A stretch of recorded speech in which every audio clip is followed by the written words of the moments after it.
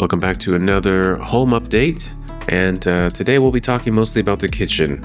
Here I'm pulling out the new oven that we bought. On this day we brought the oven, the stove, and some new tile for the backsplash in the kitchen. And we decided to do a custom kitchen because our house has no right angles. It's hard to go to IKEA and get precise measurements for one of those kind of like pre-built kitchens that you can kind of just stick in real easy. So everything's being done completely custom. And because it's custom, it's taken a lot longer because he's not starting from zero. He's not starting with smooth walls. He's got to do a lot of prep work to get everything ready for the normal installation. This is the gas line that he had to attach for the stovetop, which here you can see the stovetop. So just like in our previous update, before we show what the current state is, we just want to give you an idea of what things look like beforehand.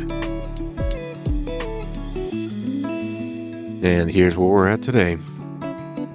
So let's talk a little bit about cost. The oven was 390 euros. The stovetop that you saw earlier was 219 euros. We bought a faucet for the sink, which we haven't shown yet. We'll show that in the next update video. That was 44 euros. The nice thing is that we kept the old sink from the house. We really liked it. It's kind of like one of those barn sinks, and it's got like a drying rack already. So we kept that. The cost for all the materials that the contractor bought was 1,350 euros, and the labor up until this point for the kitchen, which includes the painting, him smoothing out all the walls, filling in the cracks, any labor that he did on the kitchen is 3,820 euros. The cost for the primer for this room, but also the living room, which he's also painted, is 40 euros. The cost for the actual paint for the kitchen and the living room was 110 euros. And the backsplash for the tile, which we actually got extra, because you always want a little bit extra, was 50 euros. So moving on to the now living room / office area. This is what it looked like before. Tiny little kitchen, tiny little dining area. If you take notice of the floor, it's hard to tell in this video, but it's so uneven. And I'm really glad we had this tile replaced.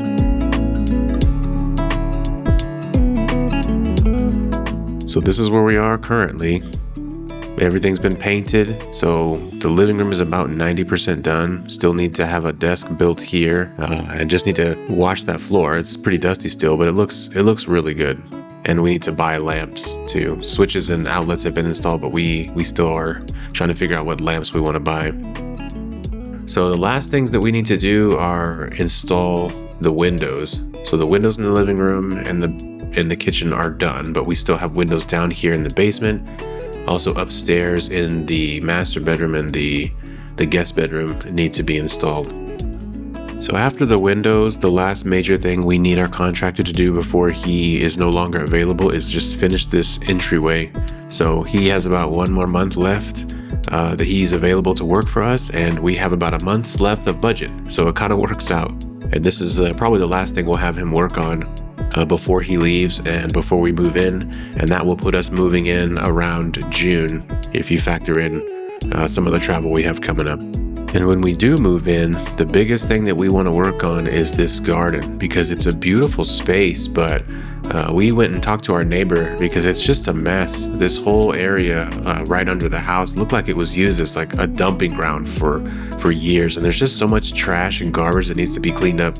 We weren't really sure how to tackle it, so we kind of talked to our neighbor. We have a plan that we'll discuss when we finally move in, and we'll document that whole process. But that's about it for this update. As always, we appreciate all the kind words and support and advice. And if you have any questions, leave them in the comments. We'll answer the best we can. And we'll see you on the next one. Ciao.